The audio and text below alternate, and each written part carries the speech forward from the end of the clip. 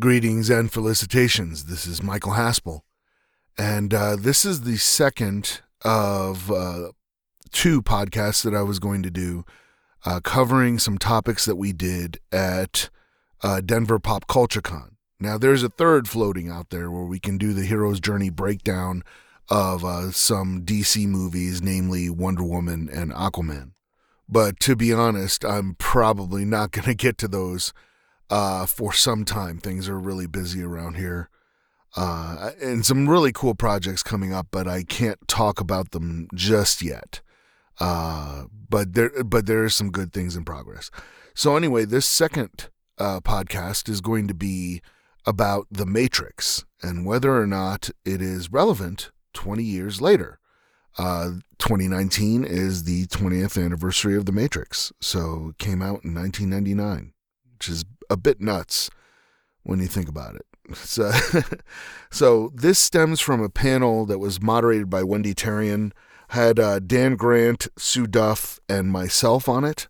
We're all authors of, thrillers, science fiction, fantasy, that kind of thing. So it ranged really all over the place. And I'm going to limit the questions that were covered. We got into some philosophy stuff at the beginning, and I'll cover that very, very cursory. But really, the name of the panel covers exactly what we were going to talk about, was whether or not The Matrix is relevant 20 years later. So without further ado, let's get into it. Skybird, this is Dropkick with a red dash alpha message in 2 parts. Break. 5, 4, 3, hands on keys, turn.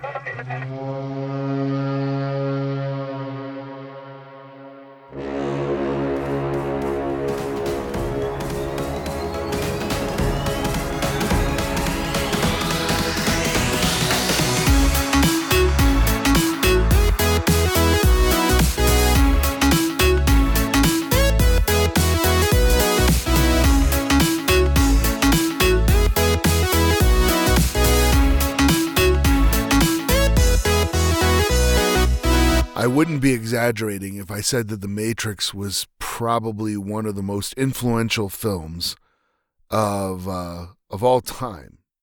Certainly one of the most influential films of my lifetime. I can't even count how many spin-off influences there were from the first Matrix. All you have to do is just look from after that film came out. How many other films did tributes to bullet time or did some kind of, effect? I mean, even Shrek had a kind of bullet time Matrix callback in it. The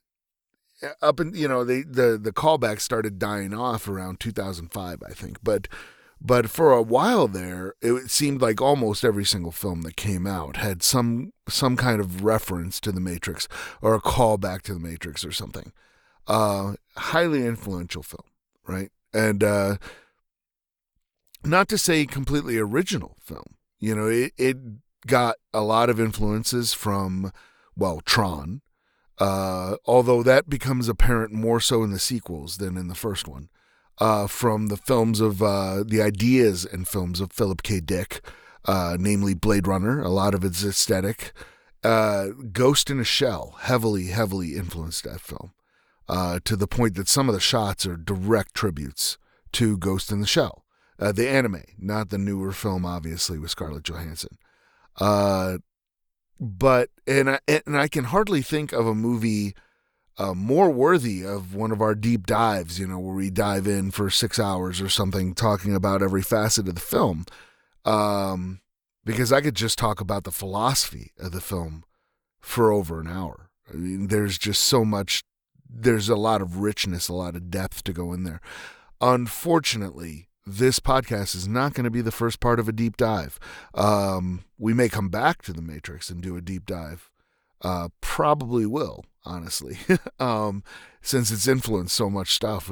It's one of these landmark films in Hollywood, and not just for visual effects, which still hold up 20 years later, but just for the ideas that it implanted in people's heads and stuff.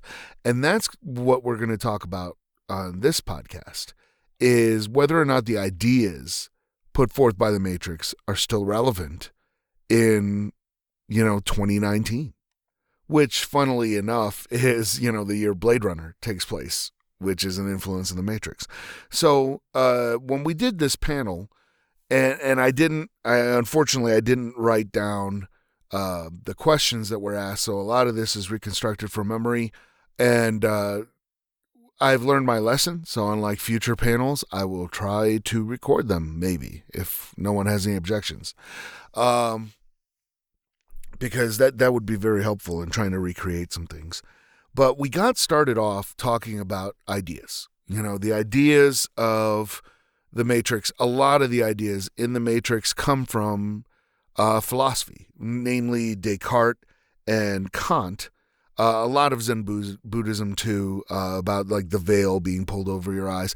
Some of the stuff that's in the Gnostic Gospels, where in the Gnostic Gospels, Christ has a line where he says something about the kingdom of God is all around you and man just can't see it because you're not looking in the right place. It's not some other place.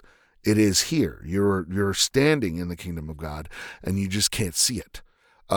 The Buddha has a certain idea along the similar lines where the world is not as you see it. There's a veil over your face that prevents you from seeing the actual true world, and that's the idea of getting enlightened, is that you can see things as they really are, and not as you think they might be. And this ties in directly to one of Kant's fundamental ideas, which was that people have to define their own reality and their own happiness for themselves. Like, other people cannot make you happy. You have to define what your reality is and what your happiness is from that. That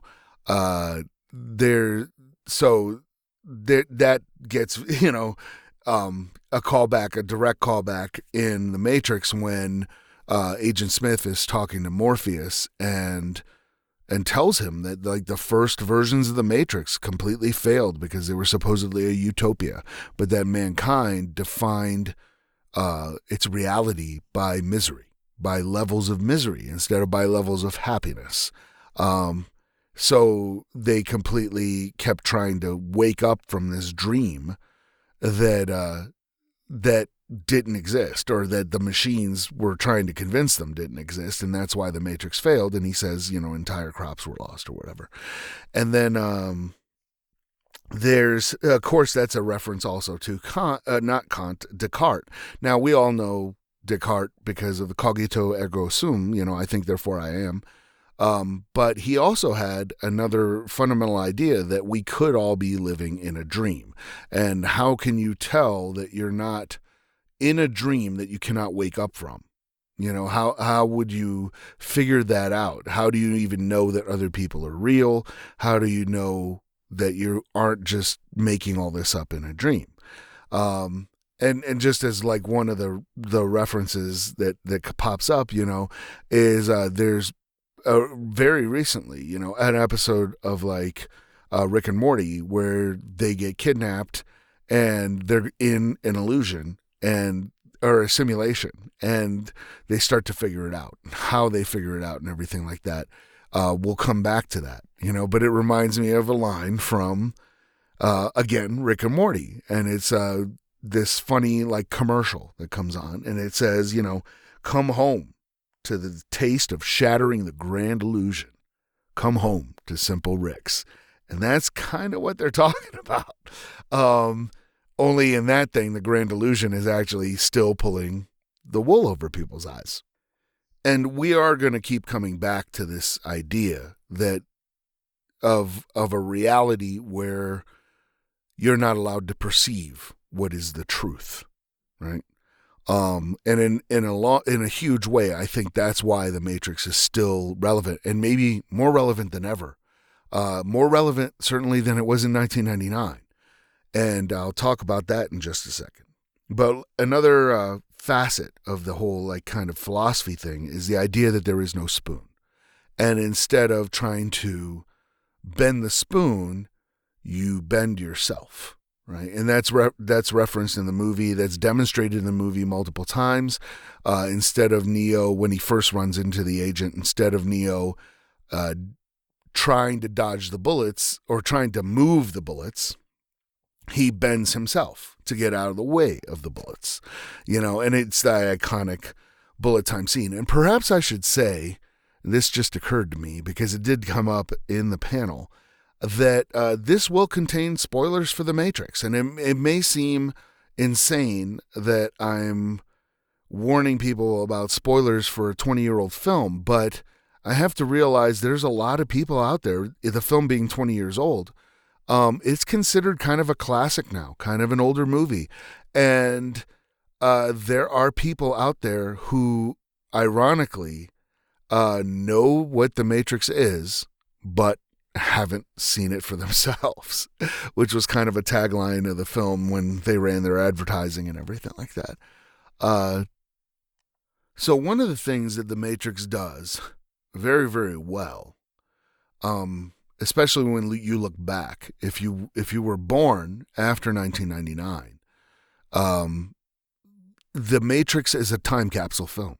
It's really, really good because it came out right before smartphones and all that stuff hit. Right before social media, right before smartphones, all that stuff did not exist. So we get a nice time capsule snapshot of 1999. And the film is actually set in 1999. They go out of their way to say that it's not in the future.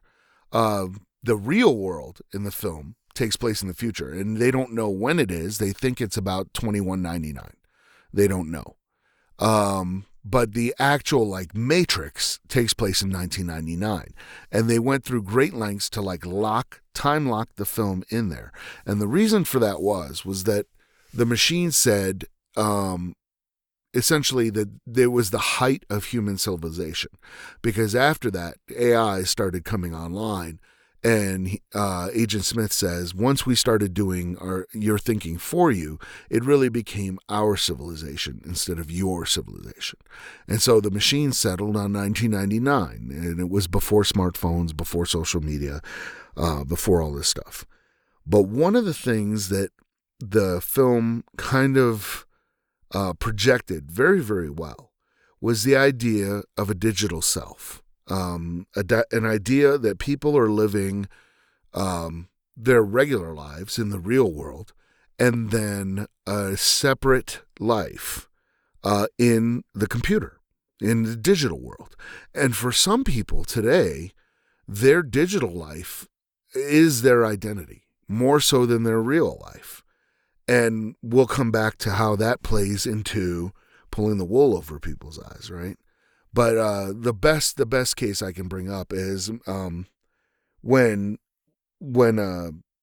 Agent Smith is interrogating Neo. He's just been captured, and he's going through his files. He's very deliberate, meticulous, going through his files. And he says, "You seem to be living two lives,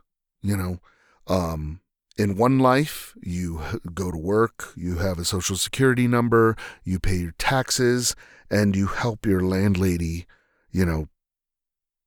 take out the garbage or something like that, And then in your second life, you live in the computer. And Neo is like this big hacker and a super, computer criminal, essentially. And they don't like him. So I think it forecasted that people nowadays have a digital self where that matters very much, and that the digital self, what happens to your digital self or what your digital self does can have real world repercussions. We know a lot about the outrage mobs that run around on Twitter and social media and get people banned. And it's one thing to go, okay, this person said something that you found offensive or whatever, and we're not going to get into the legalities or whether or not it's protected speech or any of that stuff.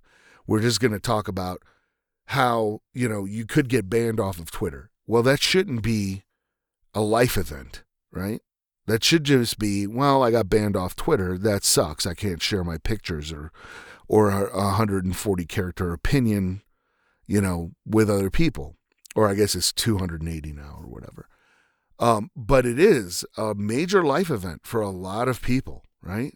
We know there are cases where people have been fired because of tweets that they sent out that were either taken out of context or whatever. But it most definitely carries real world implications. The same goes for, whatever social media platform they made their claim on. But we know people have been deplatformed. We know people have lost revenue, have lost jobs over what their digital self does. To the point that there's people making a living on Instagram and YouTube and stuff like that. And if they were to be deplatformed in some way, that would have very, very serious consequences for their real world life. So The Matrix, I think, was pivotal in kind of just foreseeing that coming up, that, oh, hey, we're going to have two lives, this kind of online digital life, and then the real world life, where you go to work and pay your taxes and help your landlady take out the trash. But then online, you're almost this different person. You can be a raging activist and never have to get off your couch and do actually anything. The whole phenomenon of clicking likes, likes don't feed people, likes don't change policy. You know what I mean? But they've convinced you that they do. That's part of the wool that's over your eyes, right? So in a lot of ways, social media and the way it is infusing every aspect of our lives, right up until politics. I mean, 2016 election, huge social media stuff, right? And that is kind of like the Matrix. It is not the real world. It is not even the truth. It is an aspect of the truth, and sometimes it's not even that, right? Because they can police what they want to be the truth on social media, and control by controlling what they believe to be the truth, or what they want you to believe to be the truth. They can control reality. I mean, that's some deep stuff, and the Matrix is infused all over with it. And that brings me to a term that is all over the culture war nowadays and came directly from the Matrix. And it is a term called red-pilled. And it refers to a scene in the Matrix where Morpheus, who is named after the god of sleep or dreams, which is really cool because he keeps talking to Neo about wake up, Neo, and he keeps referring to dreams over and over again. He has a line about you have the look of a man who accepts what he sees because he's always expecting to wake up, or something like that, right? So Morpheus is aptly named.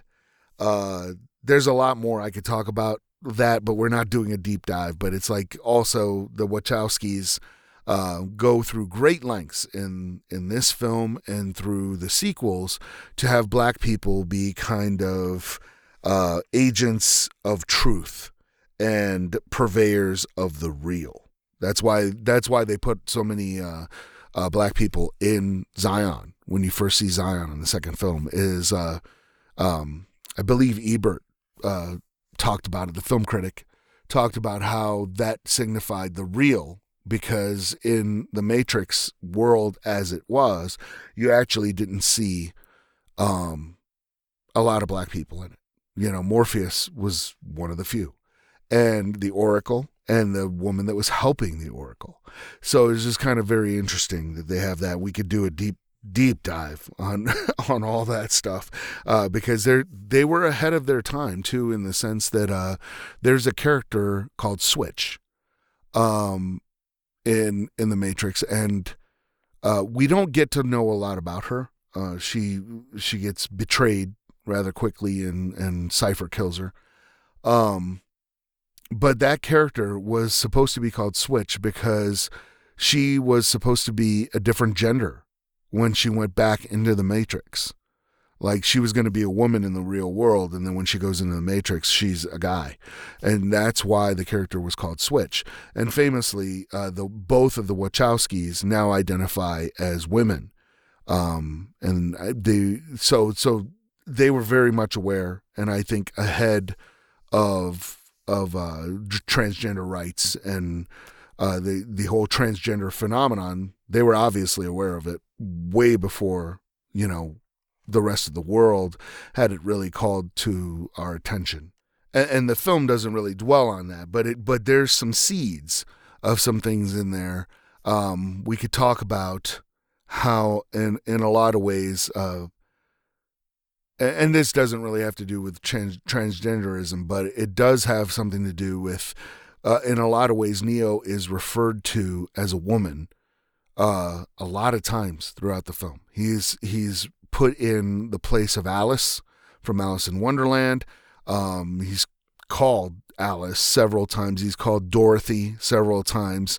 It's just kind of an interesting phenomenon to have a hero that's like that, referred to as a woman, like throughout that, there's allusions to the female characters that they're being compared to. Alice in Wonderland, the whole follow the white rabbit sequence. This is not Kansas anymore. That means that Kansas is going bye-bye, is I think what Cypher actually says.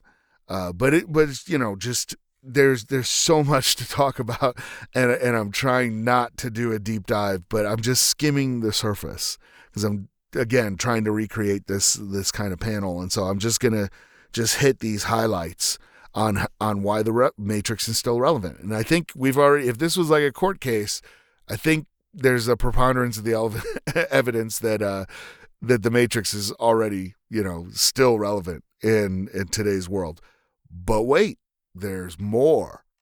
So one of the things I want to get back to before I stray too far was these ideas that the Wachowskis essentially were heavily influenced by the ideas of Philip K. Dick and these kind of technologists and everything like that, and philosophers. So obviously there's like Plato's philosophy of the cave is probably, or the allegory of the cave, is probably the most relevant of the philosophy stuff that comes up, right? And in the allegory of the cave, to sum it up in like a couple of sentences, the idea is that you have a bunch of people inside a cave, and they're chained and locked in such a way they can't turn their heads, they can't do anything. All they can see is the shadows being played out of the world on the cave wall. That's all they know, like from birth. So to them, the real world is the shadows that are on the cave wall, because that's what they interact with their entire lives. Now, if you unchained one of them and then freed him and sent him into the real world to where he sees everything is in 3D and color, and holy smokes, there's reality, right? It's not just shadows on the wall. How would that person react to that? And then if you took that person and put them back in the cave, and chained them up again, and they're trying to tell the other people in the cave that what they're seeing on the wall are just shadows, and that's not reality at all. And that reality is so much more. But would they believe him? Would they think that he was insane? That's kind of the idea behind Plato's allegory of the cave. And that fits in really, really well. There's another idea that Philip K. Dick brought up in like 1977. And this is just so, the Wachowskis had to have known about this. He was at some kind of a conference, and he was on a panel, and he gave this speech about how we were living in a simulation and that the real world was not real. And anybody familiar with Philip K. Dick's work, he's done So much stuff that usually Hollywood adapts it in such a way that it really works. His books are very different. They're really cerebral. They're very amazing. But like an easy one is he wrote "Do Androids Dream of Electric Sheep?" If you read that book and then see the film Blade Runner, which was directly based on it, they're really very different stories. Like the story that's in Blade Runner is kind of a subplot to "Do Androids Dream of Electric Sheep?" So it's kind of interesting. But he made a comparison, and it's worth going to watch this speech. It's on YouTube. You can go find it. Just type in Philip K. Dick simulation 1977, and it'll come up. He talks about how we are living in a computer-programmed reality, and the only clue we have to it is when some variable is changed and some alteration in our reality occurs. And guess what he compared those alterations to? Deja vu, right? And he's like, deja vu is a sensation that proves that a variable has been changed, and that an alternate world has branched off from that point, right? So that was kind of his evidence that we were living in a computer-generated world. Of course, if you've seen The Matrix, there's the famous scene after they're leaving the Oracle with the black cat, and Neo sees what he believes to be two black cats, but really they're the same cat. And he says, "Whoa, deja vu." And all the characters that he's with, he kind of blows it off, but they're all like, "What did you see?" And he explains it, and they're like, "Oh no, like we're in trouble," because they realize that the agents just changed something, right? And it turns out to be disastrous for the Matrix crew. So, or rather, the crew of the Nebuchadnezzar. And Nebuchadnezzar, you'll recall, was the king of Babylon who destroyed the Temple of Solomon and captured the Jews and brought them to Babylon out of where? Zion. So, which was, I believe, an ancient name for Jerusalem.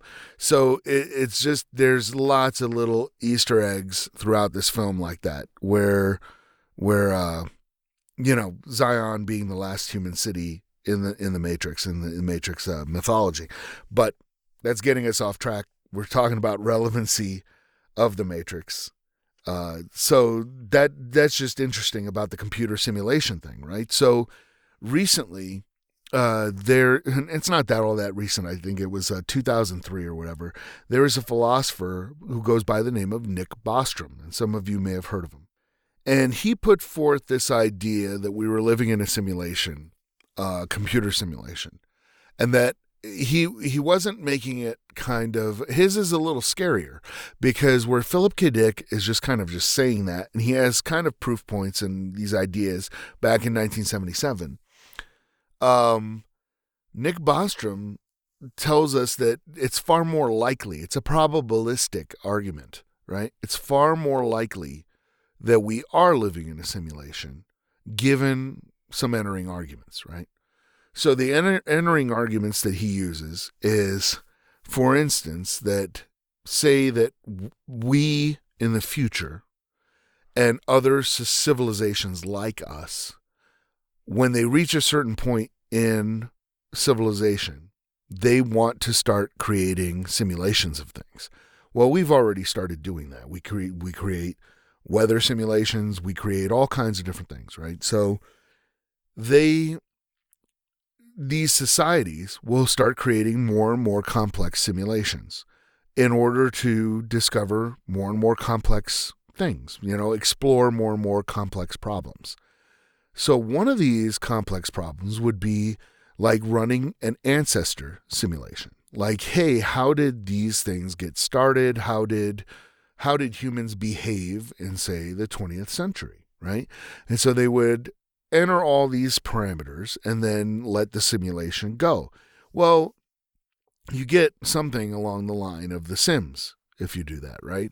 And it has rules and it has entering arguments and everything like that, but it's not going to be a very accurate simulation until you start to get to levels of accuracy, levels of fidelity, where by definition, the sims that you're creating, in order to interact with this simulated world you've created and give you the best possible result, the sims you create have to be conscious. And in order for them to operate in the sim and give you the best results as you can get, then these conscious sims can't know that they are in a simulation. And obviously, being in a simulation is way less expensive resource-wise than creating something that's actually real. So Nick Bostrom's argument, and I'm distilling it down, but look it up if you're interested, because it really is a very cool argument. So Nick Bostrom's argument is that given that you would have a given number of civilizations that have achieved a technological level to create simulations with conscious sims about any kind of world they want, right? Then these simulations are less expensive to make than anything else. So they would be running more of these sims than real experiments. So by definition, there's exponentially way more simulations than there are real things. And so if you extrapolate that down to sims and conscious beings, there are way more conscious sims than there are actual real people. So it is far more likely statistically that you are living in a simulation than you are not. And there's other philosophers that, argue against him and everything, but it is an interesting position to posit, and this I think he came out with this idea in 2003. So it did not really affect the Matrix stuff, but again, it just falls into this whole idea of, is the Matrix still relevant? Well, absolutely. People are definitely talking about Nick Bostrom stuff, and there are scientists out there right now trying to find experiments to define whether or not we can prove that we're living in a simulation or not. And it's bonkers. It's like really, really deep stuff. It is very exciting, and I encourage you, if you're interested in this, to go check it out. Nick Bostrom himself is just absolutely a fascinating individual. So to jump away from the kind of heady, deep stuff, I want to jump into a topic I covered like maybe a week ago, and depending on when you hear this podcast, might be 2 weeks, which was villains, right? And villainy. And I intentionally did not bring up Agent Smith during the villains podcast because I was saving that discussion for this one, right? So Agent Smith is an incredible villain, right? He how we say that your hero is only as good as the villain, right? And this villain is very, very scary. In fact, all the agents are, right? They're pretty terrifying. They are prescient to some kind of degree. They can essentially break all the rules, be faster, better, stronger, and they can be anyone in the Matrix. They can just take over anyone at any given time, and they can become an agent and come after you. And a number of different characters tell Neo, if you see, and I believe Cypher is the one who says it, if you see an agent, you do what we all do, you run. Right? And that's a pivotal moment in the scene, is when Neo sees Agent Smith.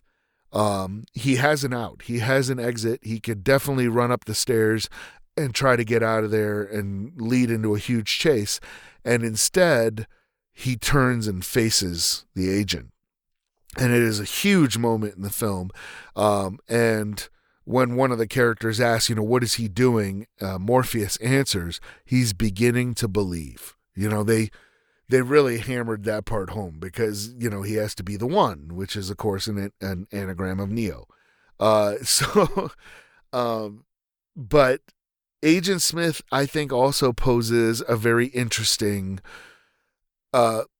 an interesting point that they didn't really explore in the subsequent films. They went a different way with them, right? They went a different way. One of the things that intrigued me about Agent Smith is that he is a villain who doesn't want to be a villain. Like, you would think that the machines made the Matrix and they made agents, and the agents are programmed to do one thing: catch people that catch anomalies in the Matrix. I mean, to a certain point, the architect talks about this in the second film, talking about how the Oracle and him had come up with this whole plan to catch anomalies or whatever, and you can believe whether or not that's true or not. I happen to think it's not, but I don't. There's some weird things when it comes to Agent Smith. He is not from the Matrix. And he says this. There's a couple of lines that he says when he's talking to Morpheus, interrogating Morpheus. And he says, like, I hate this place. I hate having to spend my time here. So it's like he has other things to do. He's a program that was maybe built to do other things, but he's really good and meticulous at maybe hunting down anomalies. And so they have put him on an assignment in the Matrix. And that's one of the reasons he wants the codes to Zion, is because he's like, once I fulfill my mission, I can leave. It's like he has other things to do. So I thought that was a very interesting point about Agent Smith, is that he is being forced into being the role of the villain. And he kind of doesn't want to be. If he was left to his own devices, he would leave. He would leave the Matrix. He would get out of there because he tells him, I hate this place, this zoo. And he complains about the smell of it and how he feels he's being corrupted, right? Which is very, very salient point, because right before he says that, he compares human beings to a virus. Now, keep in mind, this is 1999, so environmentalism was definitely on the world stage, but it wasn't in the forefront of everyone's mind. And so the Matrix doesn't actually call out anything really environmental-wise overtly. But those thoughts are definitely there, that he talks about how every other mammal on the planet, like, finds equilibrium with nature, and humans don't, that we just multiply and all this stuff. And he says there is another organism on the planet that does the same thing, and it is a virus. Then within a couple of minutes, he's talking about the smell of the Matrix, if there is such a thing, and how he is corrupted by it, or he feels that he's corrupted by it.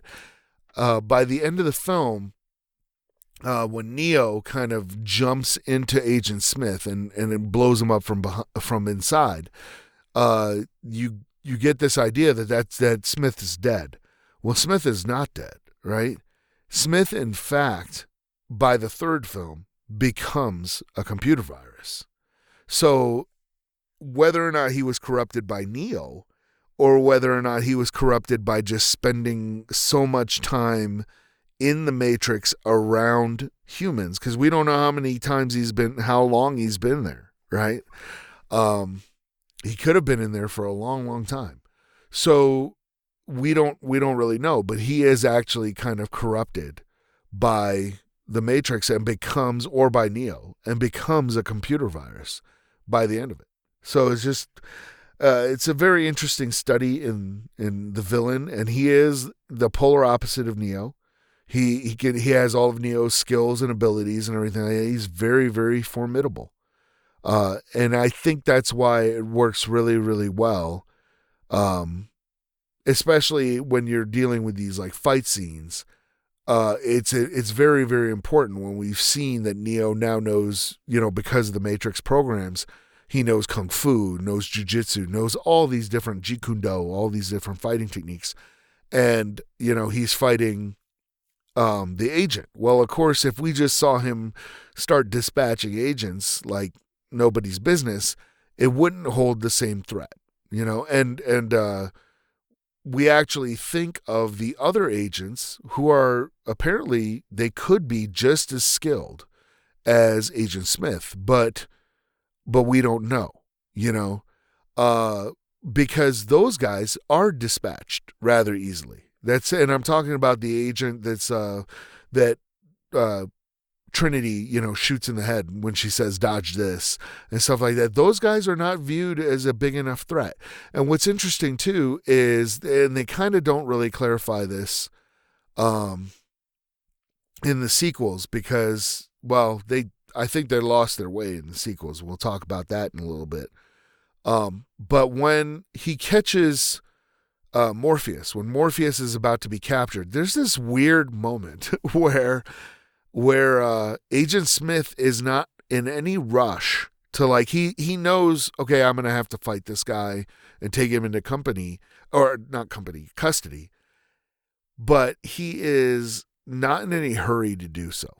He kind of just, in a conversational tone of voice, he's like the great Morpheus, and then Morpheus is like, well, who are you? And he answers, I'm a Smith.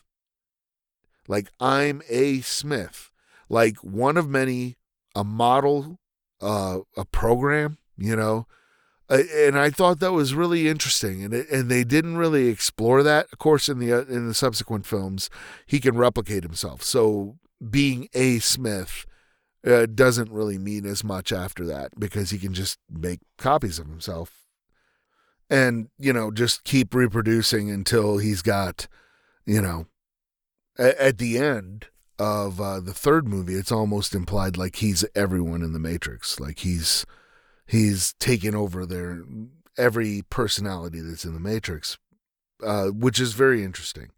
But it doesn't bear, unfortunately, on our main topic. So to jump back on topic, one of the questions that came up was the idea of extended storytelling. And we have kind of talked about this with Tron, where they had spin-off comics and, video games and tertiary sources, comic books, all this stuff that you had to like kind of take in to understand the full story. And The Matrix really, really hammered down on that. When the sequels came out, they really went into this whole extended storytelling thing through secondary and tertiary sources. There were comic books. There were anime. The Animatrix came out. There was an MMO. There was another computer game. There were all kinds of different things, and major parts of the story were kind of told in through those different media. And the idea was that if you were really, really hardcore into the Matrix, you would take in all of this stuff and it would create a bigger kind of universe for you. Unfortunately, for a lot of people, it just like lost like they would give you an idea of who it was in the film, but like why the Oracle looked different in the third film versus the second. Well, the real world answer is the actress who played the Oracle died. But they actually wrote some stuff that explained that, but it wasn't in the films. Who the Keymaster was and what his, and I may be getting the name wrong. I may be juxtapositioning with the Ghostbusters, but it was something like that, a key guy, right? And you'll forgive me, but I really only saw the Matrix sequels, I think maybe twice. I saw them once in the theater and then once when they came out, and I was sorely disappointed, and we will cover that in a second. But the idea that it was one gigantic story with an extended storytelling universe, and that you had to take all of it in to understand everything that was going on, was a big problem. And to contrast that would be like the Marvel universe nowadays, right?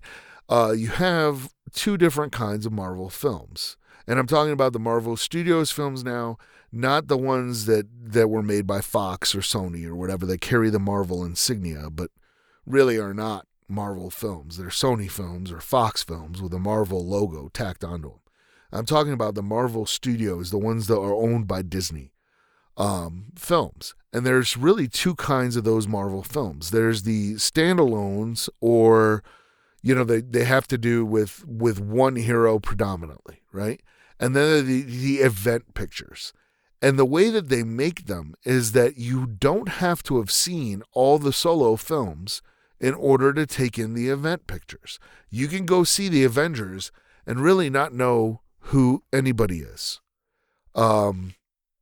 They go over a very abridged origin in the Avengers of all the Avengers. If you happen to know who they are because you saw, Captain America, the first Avenger, or the first Thor film or whatever, you're going to get probably more out of it. But it's not dependent on you having seen those films for you to understand. So all those things stand alone.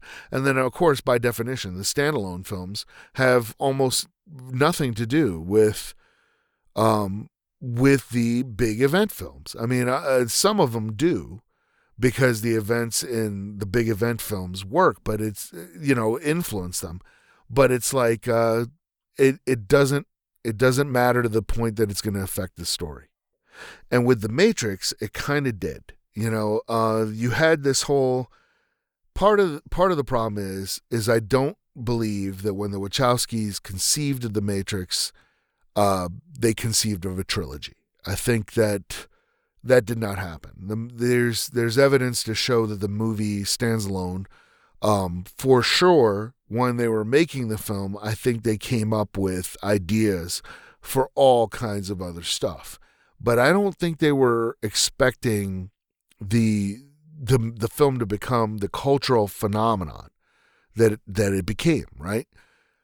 And so they get greenlit for, hey, we want 2 more Matrix films, and we want as much Matrix stuff as you can. So now they start chanting, they have a love of anime. We know, we've already talked about how Ghost in the Shell influenced the film quite a bit.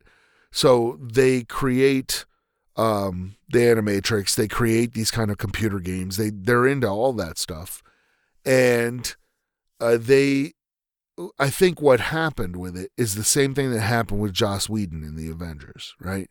Is when they were making The Matrix, it was the Wachowskis and their producer, I think it was Joel Silver, maybe. I'll have to double check that. That may not be right. But it was really just them that had their hands into the creative arc, that were doing everything, making all the decisions, all that stuff. Well, with a sequel now, the sequel really shouldn't have had to do anything with anybody except maybe Neo. But the problem is, in Hollywood, you cannot tell a sequel like that because all the principals have to return, right? That's generally the rule of thumb. So they had to bend their story so that all the principals could come back. And then I suspect that they got a lot more studio interference and attention and studio notes than they were prepared to deal with. And they tried to please too many people.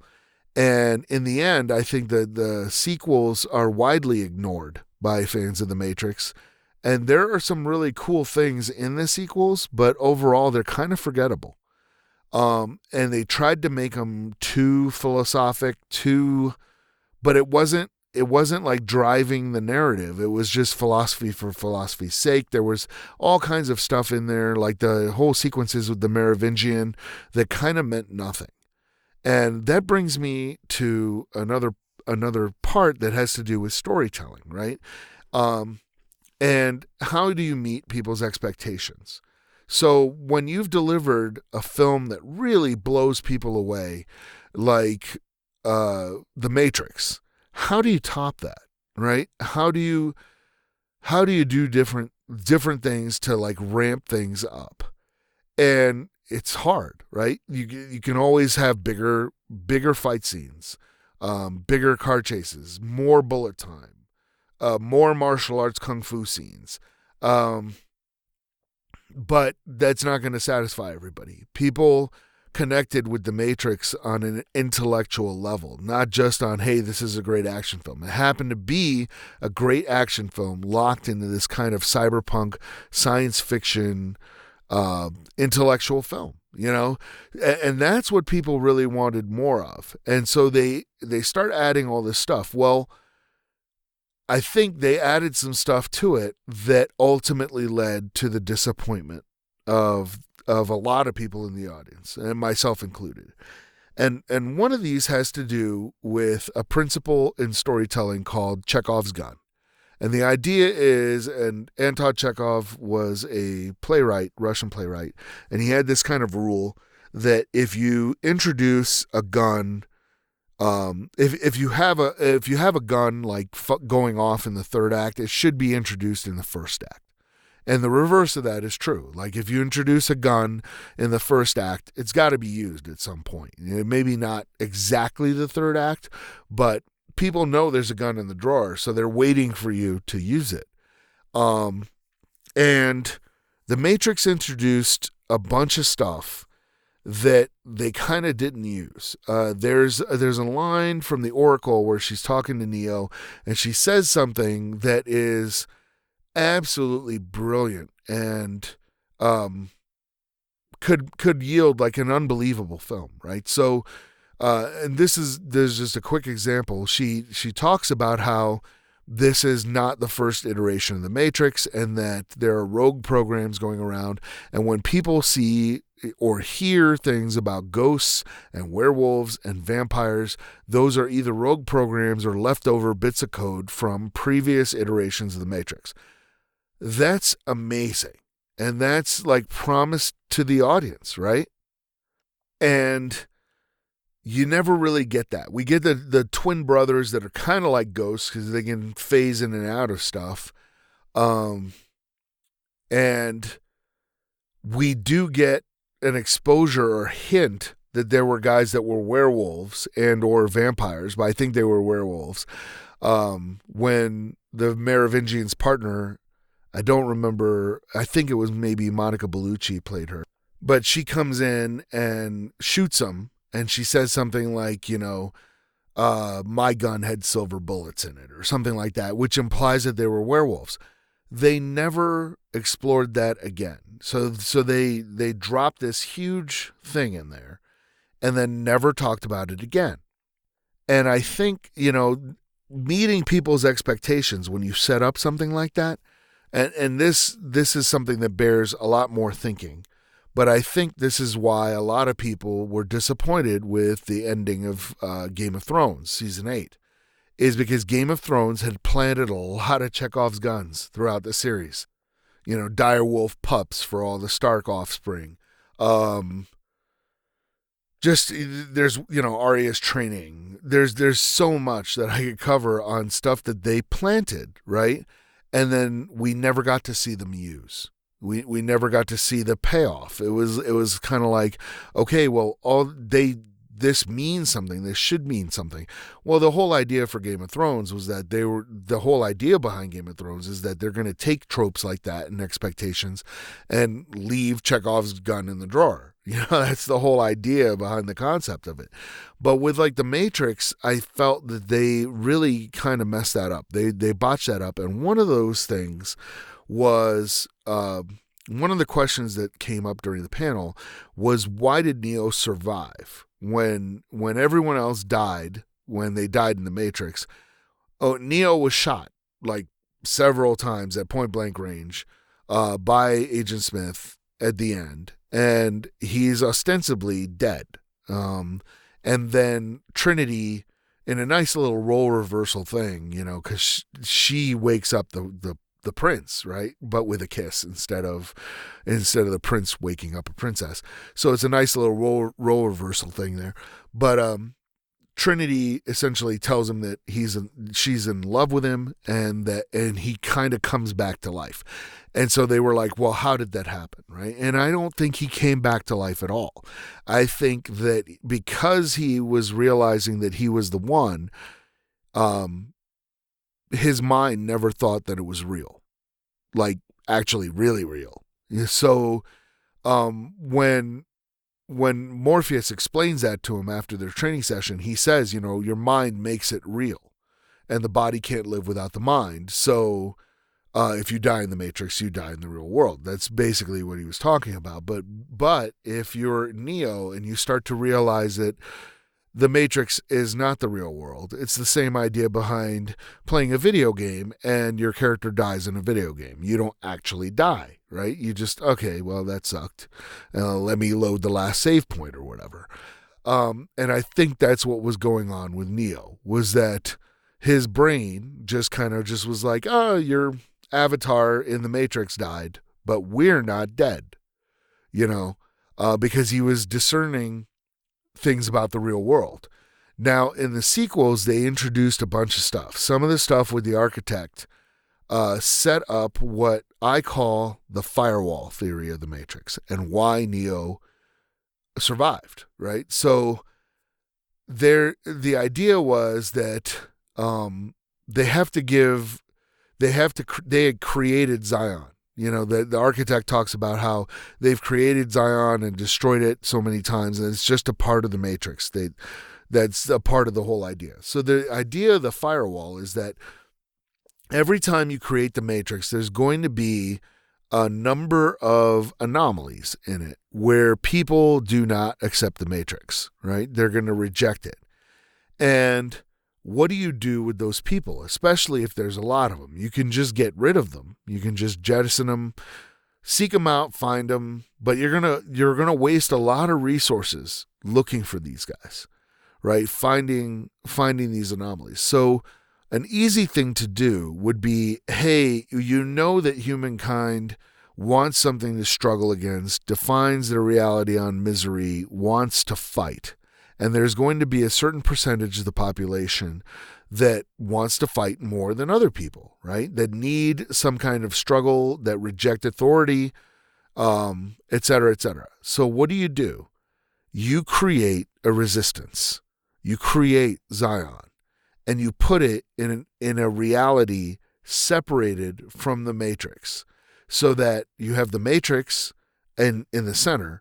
And then outside the Matrix, you have a firewall, which is the world of Zion and the Nebuchadnezzar and all that stuff. And it explains why those people don't have any concrete idea of what has really happened.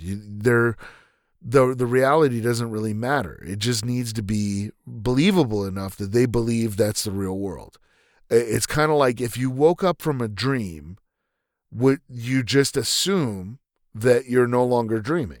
You assume you've woken up to the real world, but that might not necessarily be true. You might have woken up and you're still dreaming and you wake up again. And that's happened to me, and it is extremely disconcerting when you wake up from like a nightmare and you're like, holy smokes, that was intense, and you're still dreaming, but you woke up in your dream. You know what I mean? And I've had that happen to me. And then when I really woke up, I was messed up for a while because I was just like, am I really awake right now? Or is this another dream? Because going back to Descartes, if you're the dreamer, you don't know when you're dreaming. You only know that you were dreaming when you wake up. So the idea is that this whole firewall thing would be happening.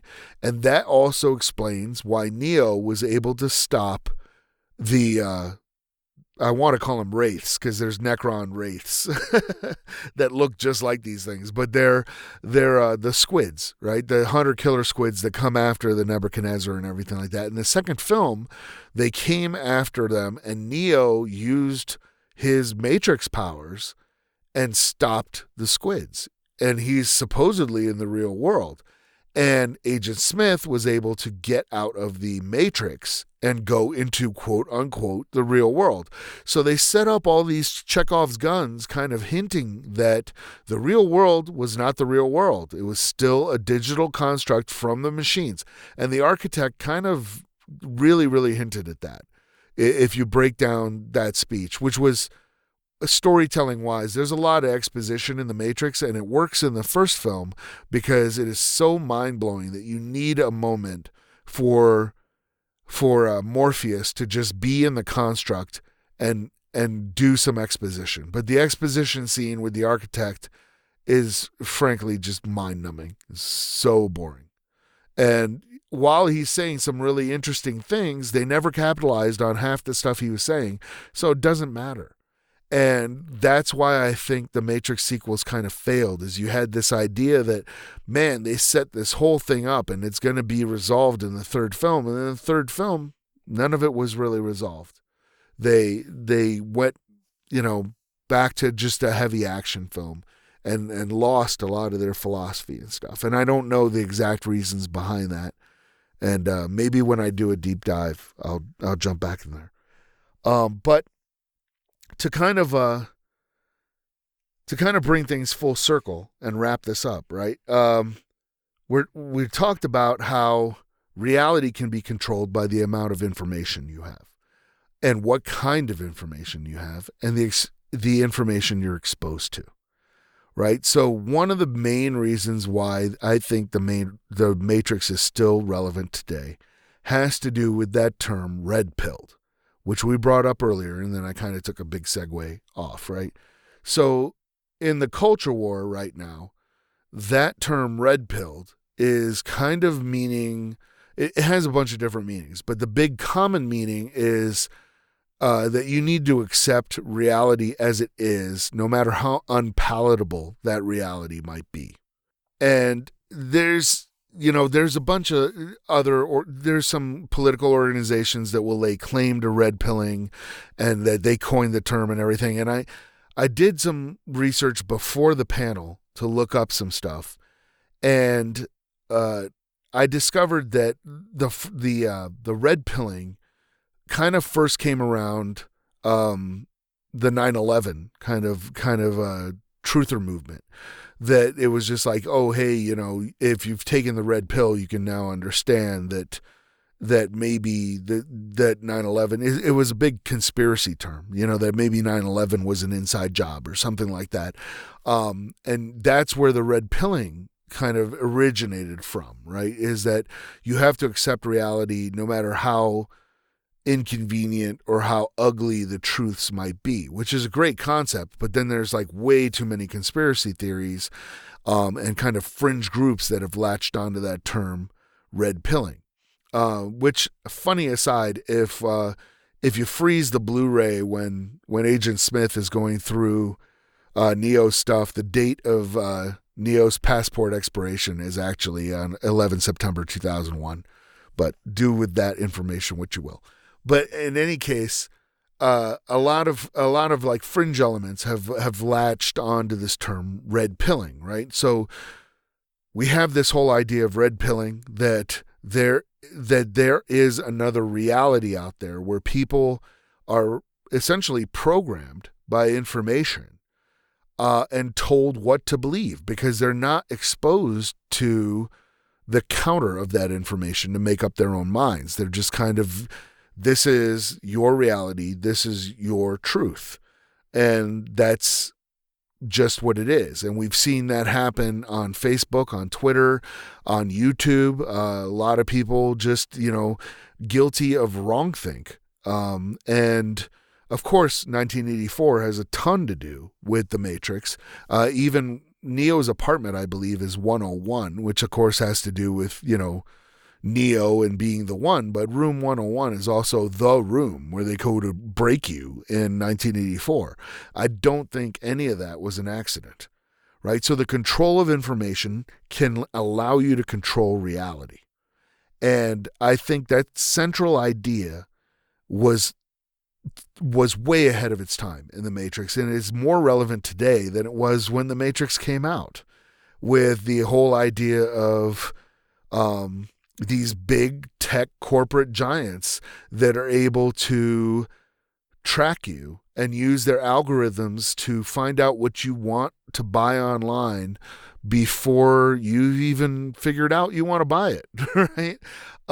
And they are trading in your personal information, all this stuff that is very cyberpunk, I think that is the legacy of the Matrix as far as idea-wise. It has a lot of other legacies as far as aesthetics and art design and visual effects and everything. But idea-wise, I think that's where The Matrix really maintains its relevance. And it would be very, very neat to see what Warner Brothers would do 20 years later with a Matrix film set in kind of 2019.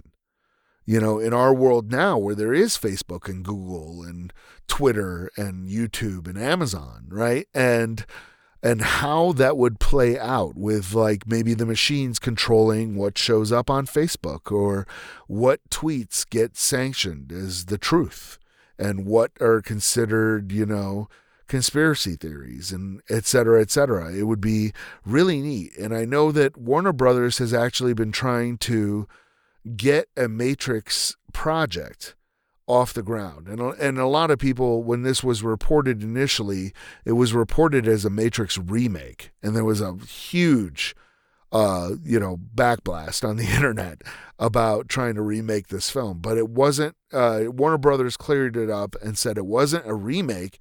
It was another story kind of set in the world of the Matrix. And I'm like, I kind of really want to see that happen, especially with the resurgence of Keanu Reeves kind of being the internet's favorite person right now with John Wick and Toy Story and Cyberpunk 2077 and all the other projects that he's got going on. So is The Matrix relevant still after 20 years? Absolutely. And what is it? What is The Matrix? Well, unfortunately, in our world today, the Matrix definition has not changed. The Matrix is the world that has been pulled over your eyes to blind you from the truth. And what is the truth? Well, there's the rub, right? And to coin a line from the movie, no one can be told what the Matrix is. You have to see it for yourself. So take the red pill or the blue pill. Mike out. You have been listening to Quantum Froth Dispatches by Michael Haspel. Music and other cues are provided by The Fat Rat. The song you're hearing is Monody, featuring Laura Brown. If you would like to support the podcast, please visit www.patreon.com/QFD. Thank you for listening, and we now return you to your mundane reality.